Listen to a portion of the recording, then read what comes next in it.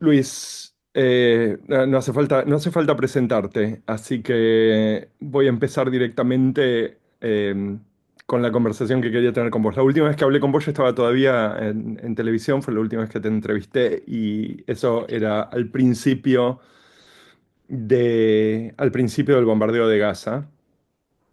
Y la situación obviamente en los últimos 21 meses se ha deteriorado sensiblemente. Y lo primero que te quería preguntar es, ¿qué es lo que estás viendo, digamos, mientras estás mirando a Gaza y mientras estás mirando probablemente también el desarrollo de la política israelí y la forma en la que están moviéndose alrededor de Gaza y Cisjordania? Bueno, a mí me parece que los medios tienen un problema para entender, para discutir el tema. A mí me parece que el único título que debería repetirse y repetirse y repetirse es escándalo, los estados utilizan la guerra para resolver conflictos. Ese es el único título razonable que hay que poner. No hay otro, no hay otro. Porque para mí lo demás son detalles, ¿no? Pero la constante es que hace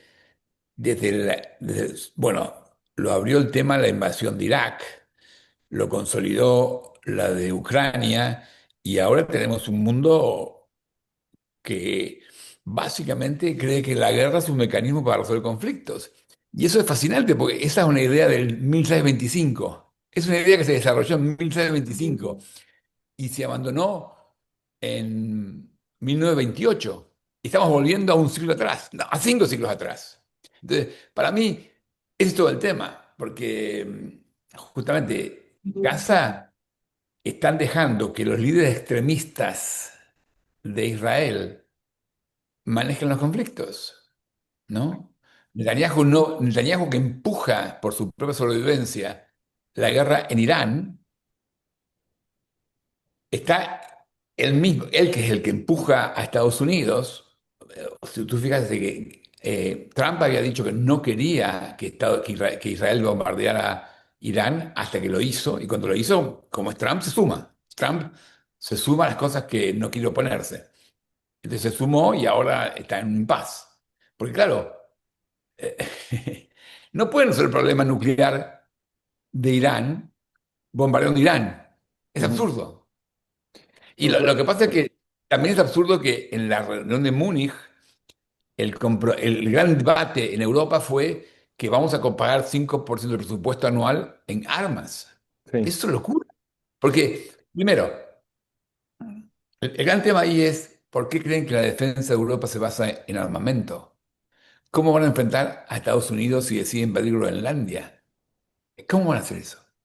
Estados Unidos ha Pregunta, dicho, de todas formas, o sea, hay una sensación clara de que eh, el orden, por lo menos el orden legal o el orden de derecho internacional de alguna manera ha colapsado, que por lo menos si no ha colapsado no tiene ningún tipo de efecto, no parece tener ningún tipo de efecto, como lo puso el embajador palestino de las Naciones Unidas, dijo algo así como que díganme si hay un derecho internacional para Israel y un derecho internacional para el resto del mundo. Eh, no, pero a mí me hace gracia, lo que ocurre es, hay dos sistemas que no funcionan. La guerra no funciona y claro, el sistema legal tampoco está funcionando con eficiencia.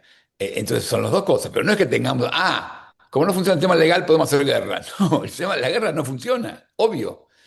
El sistema legal avisa qué es lo que no se puede hacer, no está integrado. Justamente hay un problema que la academia no estudia en forma integral los problemas de seguridad mundial. Los problemas mundiales en general, el cambio del clima es lo mismo. Entonces, no hay un framework de análisis propio. Y eso es lo que la academia está en falta.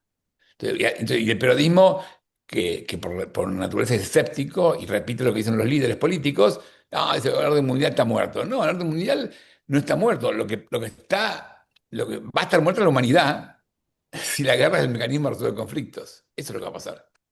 Y después, digamos, tenemos por un lado la cuestión de la conflagración en sí, pero por otro lado tenemos una cuestión que, lo que me respecta, definitivamente no es un detalle, que es el hecho de que lo que tenemos dentro de Gaza tiene todos los indicios de ser un genocidio con un componente eh, que tiene las claras, por lo menos las claras señales de ser un infanticidio masivo. Eh, y no queda demasiado claro, digamos, incluso si estas cosas, por supuesto, que están por determinarse, hay una orden, no me sale la palabra, preventiva contra Israel, o hay una, no, la palabra no es preventiva. Hay una decisión de la Corte, hay una decisión de la Corte de Justicia Internacional de, que alertó que hay un riesgo de genocidio. Que hay un riesgo de genocidio. Eso ya lo dijo la Corte hace más de un año, ¿no? Eh, y es, y un- hay una decisión de la Corte Penal Internacional que lo procesó Netanyahu. Provisoria, ¿no es cierto? Sí, perdón, la Corte Internacional de Justicia dio la orden provisoria. La decisión es provisoria, pero está en la desclaro, es un riesgo de genocidio. Los firmantes de la Convención de Genocidio se han comprometido a una cosa muy especial y es que van a prevenir el genocidio. Es Los, por la prevención, y esto es importante, porque de hecho muchas de las cosas, mucho del discurso público es no hay genocidio, pero una de las cosas que parece importante es que no es necesario que haya genocidio para que la convención tenga efecto. Tiene que haber indicios o la posibilidad, porque hay que prevenirlo, ¿no es cierto? por eso, que no haya digamos, la Corte de Justicia Internacional ha dicho que hay un riesgo de genocidio. También lo dijo lo mismo la que era la asesora especial sobre genocidio de Naciones Unidas.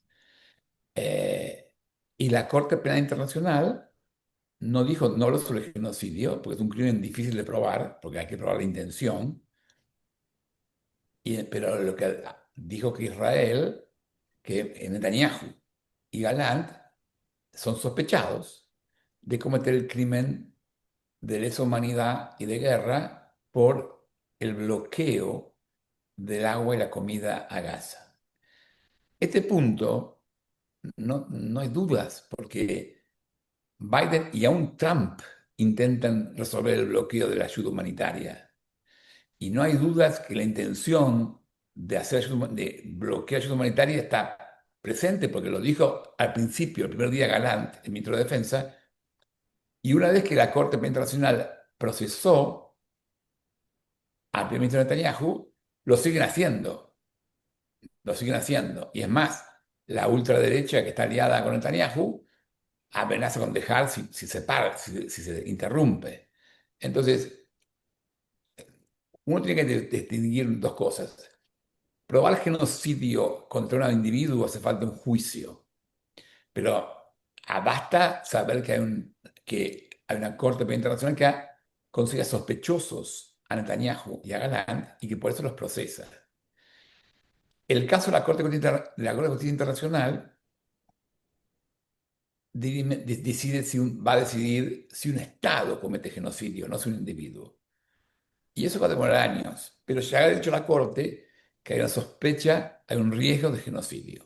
Pero La esta es la jueza, pregunta, si te puedo interrumpir. La pregunta que te quiero hacer es esta.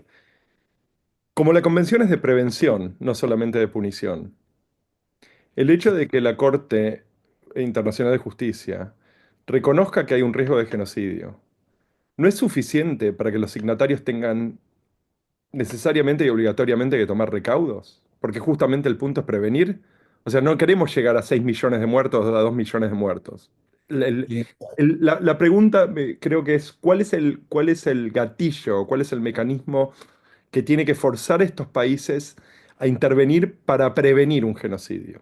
¿Ya está dado eso, pensás vos? ¿cómo? No hay un sistema institucional en la Corte de Justicia Internacional. La Corte de Justicia Internacional resuelve y después los estados deben cumplir. Eso es diferente. En la Corte Penal Internacional el gatillo es el fiscal. No hay un gatillo similar en la Corte de Justicia Internacional. Los periodistas deben ser el gatillo, pero los periodistas no hablan de eso, no saben eso, no entienden eso. Y la sociedad civil no está marcando eso. Y los abogados no están con claridad, están discutiendo por razones ideológicas o con nacionalidad, y no están explicando bien que son los estados los que deben prevenir genocidio. Y ¿Cuál que pensás que serían los mecanismos para, por ejemplo, en un lugar como Uruguay? o en un lugar como Argentina para que algo como eso ocurra? Bueno, los países pequeños como Argentina y Uruguay, justamente, eso es un problema del sistema multilateral, que nadie tiene, ningún nodo del sistema tiene intereses fuertes para actuar. Uruguay tiene problemas propios, Argentina tiene problemas propios. No tienen ganas de meterse en ese problema que los manejan países muy grandes. ¿Deberían hacerlo? Sí. Sería muy bueno que lo hagan, que los países más pequeños se aliaran. Sudáfrica lideró y planteó el tema. Sudáfrica recibe presiones contra ella por eso. Habría que rodear a Sudáfrica, ayudarla y plantear que la sociedad civil justamente debería movilizarse para eso y que cada ciudadano del mundo le reclama a su gobierno qué están haciendo para resolver que hay un riesgo de genocidio. El problema es que los estados son deliberados, o sea, hacen un deliberado esfuerzo para no decir que es un genocidio. Te doy dos ejemplos. El estándar de Australia y de Gran Bretaña para prevenir genocidio es que una corte resuelva que hay un genocidio. Entonces, yo lo discutí con un embajador australiano, digo, con el Notable. embajador. Si ustedes esperan que una corte resuelva un genocidio, ¿cómo van a prevenirlo? Para que una corte intervenga, ya va a haber un genocidio funcionando, no lo pueden prevenir. Es un estándar absurdo. El embajador, con capacidad diplomática, me dijo, puede ser que tenga razón, pero ese es nuestro estándar. Entonces, lo que está en juego no es que el sistema internacional no funciona, no lo hacemos funcionar. La ley es simplemente una herramienta que nos permite a los políticos y a los ciudadanos actuar. Tenemos una ley que no tenemos nada mejor, no tenemos nada mejor, y no la hacemos actuar. Entonces, me parece que la pregunta tuya no es que, justamente, acá hay una distinción. Biden y Obama hablan de ley internacional, pero no lo quieren aplicar. Estados Unidos tradicionalmente hablaba de un orden global basado en reglas. Las reglas no eran las reglas de la ley, las reglas eran las reglas que Estados Unidos quería. Por ejemplo, Estados Unidos, en la época de Obama, Obama decía que la política frente a la Corte Penal Internacional era pragmática, apoyaban los casos que les gustaba y no apoyaban los que no les gustaba. Y eso pasó en la época de Biden. El senador Graham, Lindsey Graham, apoyaba fervientemente al fiscal cuando investigaba a Putin y le intentaron sancionar cuando decidió investigar a Netanyahu. Entonces, Trump es distinto. Trump directamente no cree en la ley. No cree ni en la ley internacional, ni tampoco en la ley nacional, porque acá hay un tema claro, no es un problema de ley internacional. Hay un movimiento, como hay mucho desorden, parece que hubiera caos, la gente le da miedo y se refugia en liderazgos autoritarios. Es lo que siempre pasa, eso es Siento clásico. que estamos, siento que estamos siento que estamos en un ecosistema prácticamente mafioso, digamos, porque te escucho y creo que hay algo de lo que decís que para mí hace fuerte eco, que es el hecho de que yo sigo siendo, discutí esto varias veces con gente de diferentes personas de la comunidad judía, donde decía, si uno es un judío que creció en lo que los israelíes llaman la diáspora, y tiene una conciencia de su historia familiar, entiende que la ley, las garantías constitucionales y los derechos civiles son los que nos permitieron mantenernos vivos.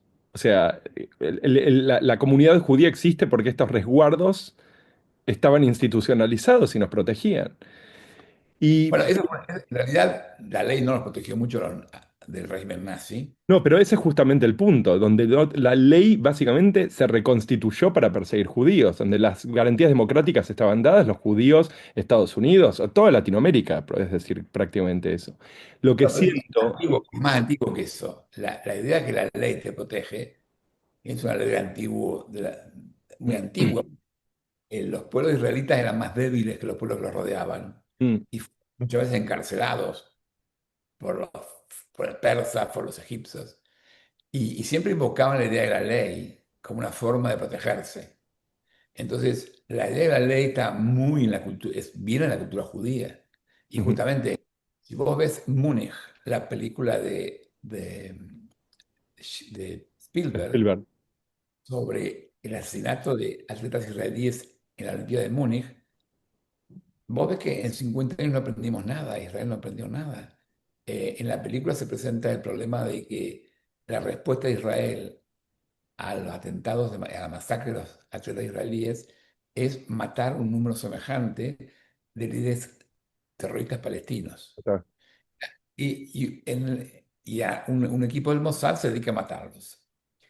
Y al promediar la película, uno de los agentes del Mossad dice, yo no puedo hacer más esto, somos judíos, no hacemos esto. Mm. Entonces el otro le dice, bueno, ya no tenemos el lujo de no hacer eso. No, pero yo no puedo perder eso. Si pierdo eso, pierdo mi esencia, no puedo Sí, hacer más. es totalmente, digamos, es la cuestión de la pérdida de la identidad moral. De hecho, te quería llevar un poco para ese lado, porque, digamos, escucho tu análisis legal con expertise que realmente envidio, pero creo que te tengo que decir que yo llegué a vos hace muchos, muchos, muchos años. Yo tengo 50 ahora y me fui de Argentina cargando conmigo esto, que por ahí lo reconoces. Muy bien. Y tengo una frase que quería leer, que es una frase que, de hecho, de alguna manera creo que definió un poco la forma en que yo entré a estudiar y después hice mi doctorado eventualmente en filosofía y trabajé sobre ética. Y es esta frase, literalmente, que es esta, te la voy a leer. Dice, el análisis moral de los crímenes organizados tiene que contemplar esta utilización perversa de los principios morales. Las organizaciones que adoptaron el crimen para alcanzar el éxito en su tarea lo hicieron persiguiendo ideales. Muy Y bien. una frase muy dura de leer cuando tenía 17 años. Eh, me marcó profundamente, de hecho, el problema del mal y el problema de la idea de la desnaturalización del acto del otro. Esta idea de que si yo veo al otro como malo, entonces me puedo permitir cualquier cosa. No, Eh, si es el otro como enemigo. enemigo. Pero acá ese es un punto diferente, por lo menos como lo entiendo, porque de hecho acababas de citar, en el párrafo anterior citas a Juan Pablo II. La impresión que continua es la demonización del otro. Y Porque la religión católica dice que hay pecadores y hay pecado. No es que hay malos y buenos. sí, Hay buenos, hay santos, hay demonios, pero también hay pecadores, que somos la mayoría.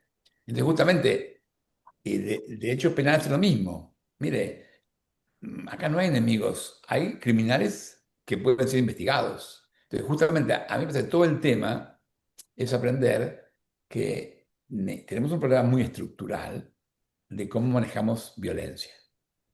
Ese es el tema. te Y quería preguntar, justamente para la gente de Hamas, los israelíes son los malos y los enemigos. Y ahora, para la ultraderecha israelí, el tema se resuelve eliminar a los palestinos. pero Y son el motivo por el cual quería citarte esta frase, que para mí, como te decía, para mí fue muy importante, es porque estuve pensando un poco en esto y de hecho fue el motivo por el cual te escribí. En este último tiempo, cuando escucho, digamos, aseveraciones que todavía están dando vueltas. Acabo de publicar algo sobre Orlando Pettinati, que estando en Uruguay por ahí de vez en cuando te lo cruzas en la radio o en televisión, que es que no hay inocentes en Gaza, que no hay, que todo Gaza es culpable, que todos los palestinos son culpables.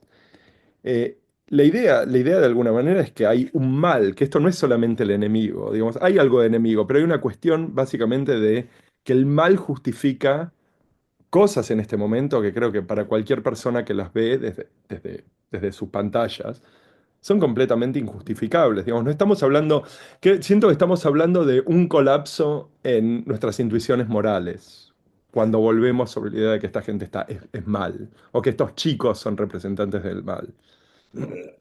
si el señor Petinato tiene un colapso. Bueno, yo no tengo un colapso, yo tengo claro lo que está bien y está mal. Cómo yo actúo y cómo lo hago es un tema distinto.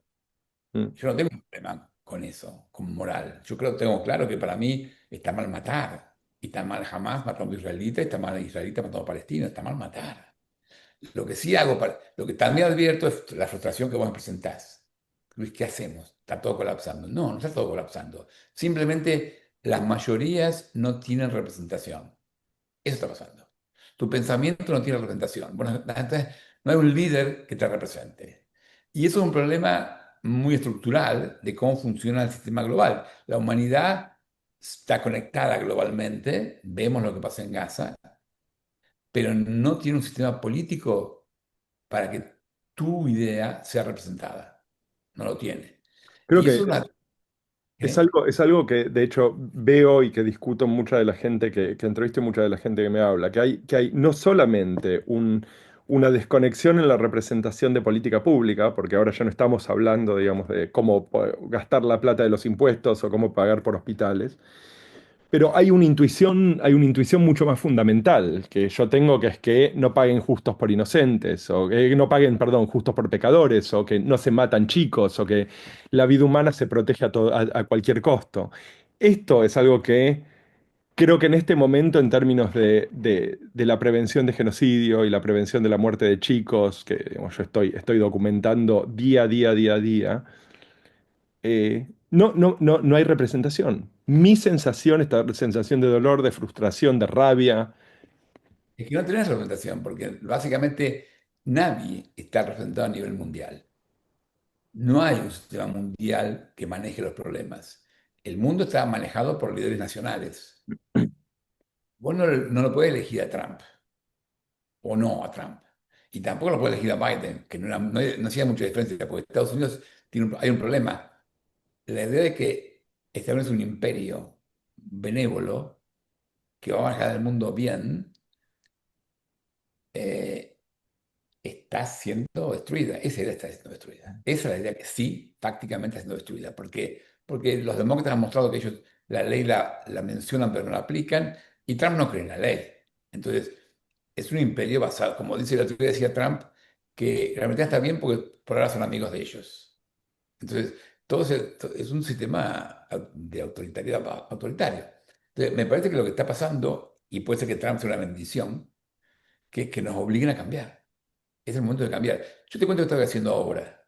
Vos me agarrás, la semana pasada yo no pude atenderte porque estaba trabajando con un doctor en física de la Universidad de San Pablo y estamos manejando, llevando un proyecto que es utilizar el mecanismo de la física para rediseñar el orden global.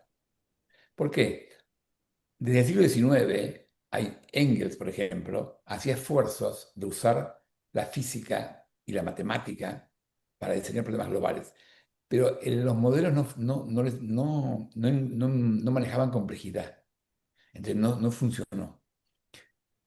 En, a partir del siglo XX y sobre todo de los 80, con el desarrollo de redes neurales, la física moderna empezó a manejar complejidad. Y yo tengo la satisfacción de que me encontré con este profesor de física de San Pablo, que es un súper experto en redes neurales, es doctorado de la Universidad de Cal, que es el mejor instituto de Caltech, trabajaba con 4 premios Nobel, y este hombre se dedica hace 20 años a entender problemas sociales usando la física. Y nos juntamos y armamos un proyecto de cómo usar la física para el orden global. Y estamos trabajando en genocidio. Entonces, me parece que justamente cuando yo trabajaba con él, pensaba, claro, básicamente no hay una disciplina académica que resuelva problemas globales, que analice problemas globales. Hay tres problemas. Los factores que definen orden global, que son poder político, guerras civiles, ley internacional, cortes internacionales, instituciones, valores morales, todos esos factores se estudian aisladamente. Nadie los integra. Entonces, bueno, si estamos hablando de guerra, hacemos guerra. Y lo definen los que hacen guerra. No se discuten valores morales, no se discute otra cosa. Además, el segundo problema que hay es que se discute desde un punto de vista nacional. En Israel creemos que nos defendemos matando a los palestinos y ya está. Y los palestinos piensan lo mismo de Israel. Y te obligan a elegir o Palestina o Israel, porque todo es nacional. Y el tercer problema es no se discuten los hechos. No se discute lo que vos ves todo el día. ¿Qué pasa con los niños en Gaza? No estamos discutiendo cómo esos hechos hacen que esta política sea absurda. Entonces, hay tres factores que son, no se integran a las disciplinas. Cada profesor de relaciones internacionales se rehúsa a estudiar derecho porque creen que eso es utópico, no sirve y protege la frontera de su disciplina. Y los que hacen derecho no estudian poder. ¿Por qué? Porque protegen la frontera de su disciplina. Cada cual protege su espacio de conocimiento y no se integra. Los israelíes hablan de Israel y los alemanes hablan desde Europa y los rusos hablan desde Rusia. Todo es nacional. Y nadie analiza los hechos. La física moderna, lo que estamos trabajando, es cómo integrar en un solo saber eso. Y la física moderna lo puede hacer. Entonces, estamos en eso. Y yo creo justamente, yo espero que esto, tenemos enfrente una masa crítica inmensa, porque la academia norteamericana, por ejemplo, que la define, diseña el mundo, no quiere saber nada de ley a nivel internacional. La academia alemana, que es importante, ahora está pegada con el tema que a Rusia solamente se le puede hacer guerra. Entonces tenemos un problema muy complicado de que la academia está perdida. Entonces tenemos que, y tienen los incentivos económicos en contra, porque los incentivos económicos son todos a favor de la industria de guerra, de la industria de guerra. Están contentos que Europa se comprometa a pagar 5%. Vos decías, las políticas son sobre manejo de fondos públicos, hospitales, escuelas. No, manejo de fondos públicos va a ser guerra. Entonces, tenemos un problema serio, pero al mismo tiempo es tan grave que va a ser que esta conversación entre un año no va a ser más entre vos y yo, va a ser entre mucha gente. Estamos en el ¿Sos, comienzo, estamos en el comienzo de algo nuevo, Martín. Eso es lo que pasa. sos optimista? Yo no tengo derecho a ser pesimista. Yo vi un país destruido que resurgió de las cenizas hace 40 años. Entonces, y la misma gente que se mataba uno a otro, de pronto se puso de acuerdo y hubo ley en Argentina. Y 40 años después hay muchos problemas en Argentina, pero no hay más violencia política. Y aún la discusión, si hay que investigar más a los guerrilleros o a los militares, sigue siendo juicio, no guerra, no matar. Entonces, yo vi cambio. Entonces, yo creo que mi tarea es entender lo que está pasando y ayudar a la gente que no tiene expertise a entender. Que escuche quien quiere escuchar. Vos te dedicás, vos querés escuchar, estamos hablando. Y vamos así, vamos, justamente, yo por ahora quiero consolidar esta idea que yo tenía un problema, porque yo no entendía nada de física. Entonces, me estuve una semana acá, yo estoy en José Ignacio, en un lugar muy simpático, y mi amigo, el profesor de física, me dio clases personales de física. Yo estuve con Einstein dando clases de física, es un privilegio. Entonces, aprendiendo redes neurales y todas esas cosas, y por qué la complejidad y cómo funciona. Y ahora tengo que ver cómo consolidar eso. Tenemos fondos del Brasil que financia esto, y luego tenemos que ver cómo hacemos que esto sea masivo, que la academia de todo el mundo, y los expertos del mundo, los políticos del mundo, los ciudadanos se entiendan esto y lo usan. Así que Te este es quiero, el plan. te quiero hacer una pregunta más antes de dejarte en paz. Iba a decir que si tu background, si la imagen detrás tuya es de Microsoft, viste que ahora ponen No, en... no. ¿No ves que Es se mueve? No, me magnífica, parece. es una de las más lindas que vi. ¿Viste? Eso es. Yo, justamente, yo me cuido. Como yo me meto siempre trabajo en cosas horribles, me cuido y vivo en lugares muy lindos. Eso es Eso. José Ignacio, la playa de José Ignacio. Estoy detrás del faro y esa es la punta de José Ignacio. Te quería preguntar lo siguiente. ¿Cuál, cuál pensás que es el trayecto que debería llevar la resolución por medios legales o por medios jurídicos de Gaza, de la guerra o del bombardeo de Gaza? No, lo que está pasando es, después de bombardeo de un año y medio, no cambió nada. Hamas sigue en el poder y están negociando con Hamas. Y están fortaleciendo a Hamas. Porque nadie puede poner a Hamas hoy. Y eso a mí me da tristeza porque el mundo no aprende. En el año 82, Israel invadió Líbano, se murieron 17.000 personas. Sí, le removió a Fatah, al grupo de Arafat del Líbano, y terminó con su poder militar, pero se creó Hezbollah, que no es mucho mejor. Entonces, me da la impresión de que no aprendemos nunca. Entonces, lo que va a pasar en Gaza es que justamente los extremistas israelíes dicen, bueno, mientras queden palestinos en Gaza estamos perdidos, hay que matar a todos. Y están llevando a la gente a este lado. ¿Vos pensás que puede haber realmente un proceso legal en La Haya? Puede No, haber pero no, juicios, ya puede haber... está. No, no es un tema de legalidad. Acá hace falta una decisión política de terminar con el conflicto y negociar. Pero digamos, Y tenemos también una casuística de crímenes, digamos, a esta altura, y creo que lo que vamos a ver en los próximos años salir del archivo de Gaza es todavía mucho peor de lo que estamos viendo ahora. seguramente, seguramente, pero siempre hay mecanismos para suspender las investigaciones. Justamente el sistema político tiene la posibilidad de suspender la investigación. El Consejo de Seguridad de Naciones Unidas puede suspender las investigaciones para promoverla. Porque, bueno, lo van a hacer si hay una excusa válida como un acuerdo de paz. Veremos. Pero lo que pasa es que hay un problema, que el acuerdo de paz requiere terminar con el riesgo de Hamas. ¿Cuál pensás que sería la salida ideal de esto en términos legales? ¿Para qué, digamos, qué es lo que pensás que ayudaría a establecer una sensación de justicia? No, no, perdón, pero primero hay que parar las masacres. También después tenemos que investigar a Hamas. A mí me asombra, es alucinante para mí. Hamas es crimen organizado.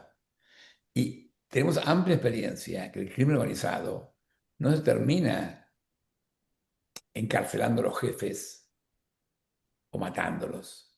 Porque lo que ocurre ahí es que los jefes son reemplazados. Hay que enfocarse en estrangularlos financieramente al grupo. Esa es la estrategia. Y no la estamos usando en el caso de Hamas. Hay información pública sobre quién financia a Hamas y hay una compañía turca que se llama Trend que está involucrada y no se hace nada contra ellos, porque los turcos son amigos, los turcos son un aliado muy importante. Entonces, por razones políticas, no se operan de qué parar. Por eso, cuando a mí me dicen soy utópico, porque digo que no hay guerra, lo que es utopio, lo que es utopía es pensar que la guerra va a resolver un conflicto. La guerra genera más conflictos y se va a robar toda la parte de tus hijos. Así que eso es utópico. Lo que pasa, por eso, más que desesperarse, hay que explicar, hay que entender y sí, tenemos que pasar de que sea un diálogo entre vos y yo a un diálogo de 100 millones de personas. Ahí vamos a ganar. Estamos en eso. Luis, te agradezco muchísimo. Te voy a seguir molestando de vez en cuando, no demasiado, pero lo suficiente. Oye, yo no sé si esta charla te sirve a vos para, no sé, pero a mí me parece que tenemos que tener claro que hay un problema, que esta locura puede ser útil para cambiar. Tenemos que aprovechar para cambiar. Entonces, no desesperarse, entender, no desesperarse. Eso es todo. Sí, hay una enorme dosis de angustia. En el día a Claro, día hay una enorme dosis de angustia que tiene que ver con las cosas que uno ve. Y las exacto. imágenes que están llegando de Gaza son atroces. Atroz, es atroz, pero además el mundo sabe que están matando de hambre a niños y no hacen nada, y Alemania todavía justifica que no hagan nada. Es una locura. Es locura. Pero bueno, justamente la demonización del enemigo llega a Alemania. Sí, sí. Acá los problemas políticos son muchos y la relación con el Estado de Israel es todo otro capítulo que por ahí mejor no tocar ahora. Eso, por razones interesantes, seguimos siendo tribales. Entonces Alemania elige ser de la tribu de Israel y no de la tribu del mundo. Hay La algo que elección de Alemania dijiste. La elección de Alemania del nazismo es, somos una humanidad, somos la humanidad. La única forma de proteger al individuo es proteger a toda la humanidad. Eso es así. Hay algo que te escuché decir varias veces y creo que en algún momento en una de nuestras conversaciones le dijiste también, que vos no estabas ni del lado de los palestinos ni del lado de los israelíes, que vos estabas del lado de las víctimas. Y a mí me cuesta realmente a veces entender la discusión política que de hecho toma una posición tribal y no se para del lado de las víctimas, especialmente cuando las víctimas las estamos viendo todos los días en nuestro Twitter, Instagram, etcétera, ¿no? Y no pasa que vos sos parte de la humanidad, vos tenés conciencia de sus miembros de la humanidad. Y no hay mucha gente que hace eso. Y por supuesto, el líder de Alemania no siente que representa a la humanidad, representa a Alemania. Entonces, son tribales, por definición, justamente. No se llama sistema global, se llama sistema internacional, entre naciones. Mm. Entonces, estamos en un momento de fractura, de quiebre, de bueno, la idea de que no iba a pasar esto se fue, era fantasía, no está funcionando. Entonces, tenemos que mejorarlo ya, si no, no hay futuro para la humanidad. Es simple, es muy simple. Pero es cierto que no hemos podido prevenir lo que creo que toda la arquitectura política y legal después de 1945 se armó para tratar de prevenir.